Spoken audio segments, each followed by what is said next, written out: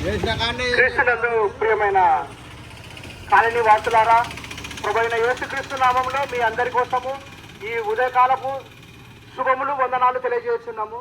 మీ అందరి కోసము చక్కటి సందేశము, దేవుని గురించిన వార్త, దేవుని గురించిన శుభ సందేశాన్ని మీ ఇంటి దగ్గరికి, మీ ఊరి దగ్గరకే తీసుకుని వచ్చి ఉన్నాము.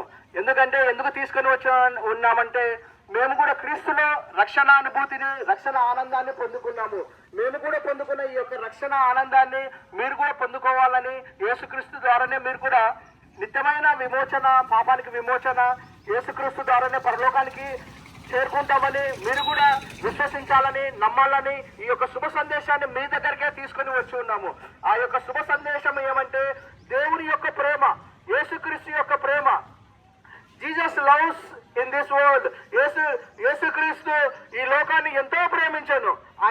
ఆయన ఎలాంటి ప్రేమించాడంటే సమస్తము యేసు ప్రభువులో కలిగాను. ఆయన లేకుండా ఏదీ కలగలేదు. దేవుడు లోకమును ఎంతో ప్రేమించను. యేసుక్రీస్తు ఈ లోకాన్ని ప్రేమించి భూమి ఆకాశాన్ని సృష్టించను. అంత మాత్రమే కాదు, ఆయన ఈ లోకంలో ఉన్న అన్ని జలరాశులను, జీవరాశులను అన్నిటినీ, నక్షత్రాలను, సూర్యచంద్రులను అన్నిటినీ సృష్టించి ఉన్నాడు. అతి ప్రాముఖ్యంగా మానవుని తన పోలిక చొప్పున యేసుక్రీస్తు ఆయన సృష్టించి ఉన్నాడు. ఆయన యేసుక్రీస్తు ద్వారానే మనుషుడు సృష్టించి ఉన్నాడు. కానీ ఈ యొక్క మనుషుడు ఏం చేస్తున్నాడంటే ఆయన సపరేట్ లోకాన్ని, ఆయన ప్రత్యేకమైన లోకాన్ని సృష్టించుకున్నాడు. ఆ లోకమే పాపమైన లోకము. ఆ లోకంలోనే ఆ మనిషి జీవిస్తూ ఉన్నాడు. ఆ లోకంలో ఎలా ఉన్నాడంటే పాపంలోనే పుడుతున్నాడు, పాపంలోనే జీవిస్తున్నాడు, పాపంలోనే మరణిస్తున్నాడు. ఎందుకంటే ఆ పాపము ఎలాంటిదంటే అనేక రకాలైన అబద్ధాలు, అనేక రకాలైన దొంగతనాలు, అనేక రకాలైన మోసాలు, అనేక రకాలైన ఆజ్ఞలను అతిక్రమిస్తూ, దేవుని యందు విశ్వాసం లేకుండా జీవిస్తూ, దేవుని ఆజ్ఞలను పాటించకుండా ఆయన నడుస్తూ, ఆయన పాపానికి లోనయ్యి, పాపానికి బానిస అయ్యి, ఆయన మరణిస్తూ నిత్య నరకానికి వెళ్ళిపోతూ ఉన్నాడు. అందుకోసమే ప్రభువైన యేసుక్రీస్తు, అయ్యో నేను సృష్టించిన మనిషి నా దగ్గరికి రావాలి కదా, పాపము చేసి తప్పు చేసి నరకానికి పోతున్నాడని ఆయన యేసుక్రీస్తు ఎంతో ప్రేమించి లోకాన్ని, మనుషుల కోసము, సర్వ మానవాళి కోసము ఆయన పరలోకం నుంచి దిగి వచ్చి ఉన్నాడు.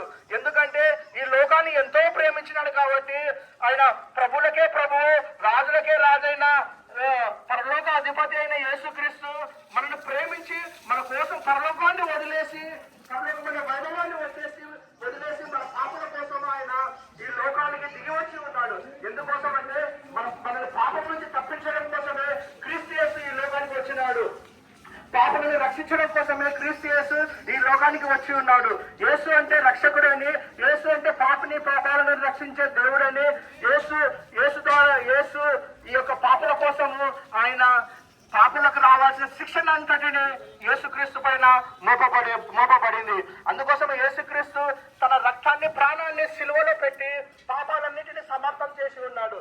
యేసుక్రీస్తు యొక్క రక్తము ప్రతి పాపం నుంచి పవిత్రంగా చేయబడి ఉన్నది. అందుకోసమే యేసుక్రీస్తు పాపుల కోసము ఆయన ప్రాణం పెట్టి తన ప్రేమను చూపించి ఉన్నాడు. ఈ ప్రాణము నీ కోసమే, ఈ శిలువ యాగము నిన్ను ప్రేమించి నీ కోసమే, ఈ శిలువ యాగము నిన్ను ప్రేమించి నిన్ను పాపం నుంచి రక్షించడం కోసమే ఈ ప్రేమ ఎలాంటిదంటే